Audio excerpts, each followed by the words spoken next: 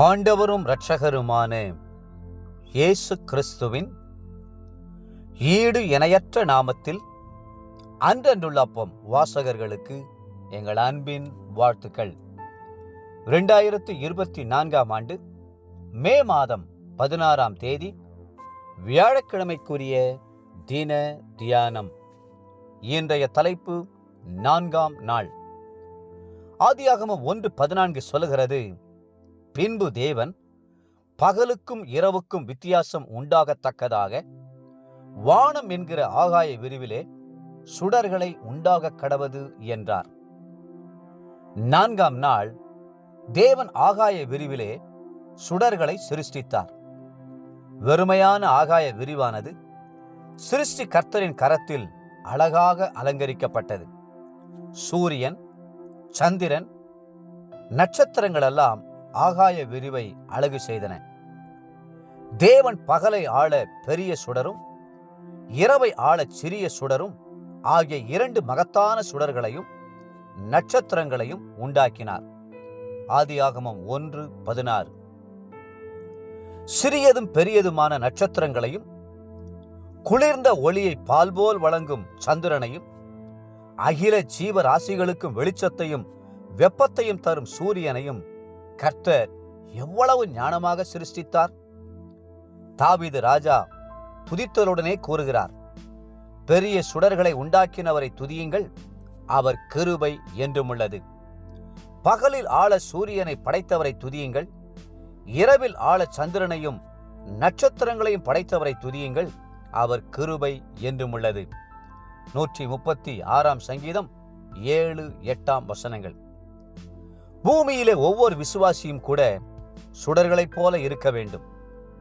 உலகத்திலே சுடர்களைப் போல பிரகாசிக்கிற நீங்கள் என்று அப்போஸ்தலனாகிய பவுல் குறிப்பிட்டு எழுதுகிறார்.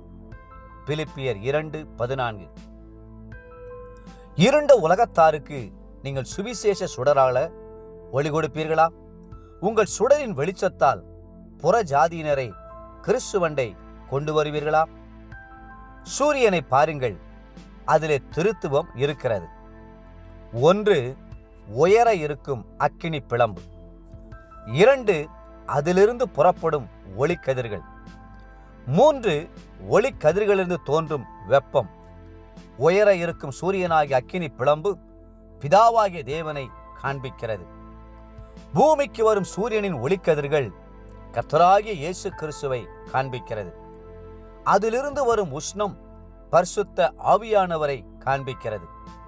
அவரே நம்மிலும் இருக்கும் திருத்துவமாகிய ஆவி, ஆத்துமா, சரீரத்தை கரையற்றதாகவும் பரிசுத்தமானதாகவும் பாதுகாத்துக் கொள்ள வல்லமை உள்ளவராயிருக்கிறார்.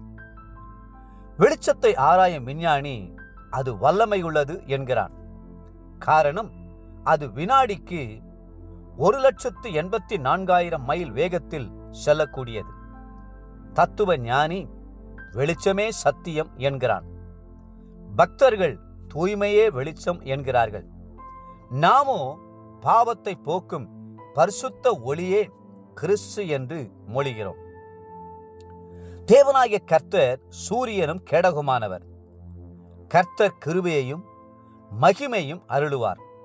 உத்தமமாய் நடக்கிறவர்களுக்கு நன்மையை வழங்காதிரார். 84 சங்கீதம் 11 வசனம். இயேசு சொன்னார், நான் உலகத்திற்கு ஒளியாய் இருக்கிறேன். என்னை பின்பற்றுகிறவன் இருளிலே நடவாமல் ஜீவ ஒளியை அடைந்திருப்பான். யோவான் 8:12.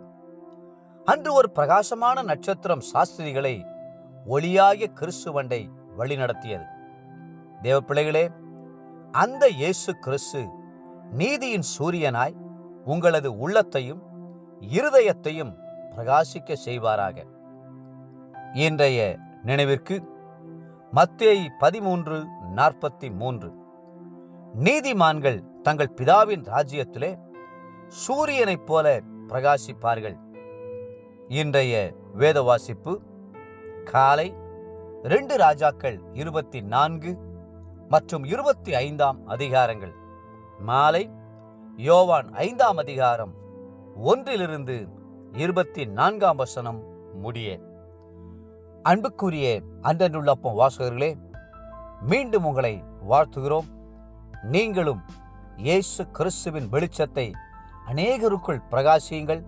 உலகத்திற்கு ஒளியாயிருங்கள். கர்த்தர் தாமே உங்களை ஆசீர்வதித்து மென்மேலும் உயர்த்துவாராக. ஆமென்.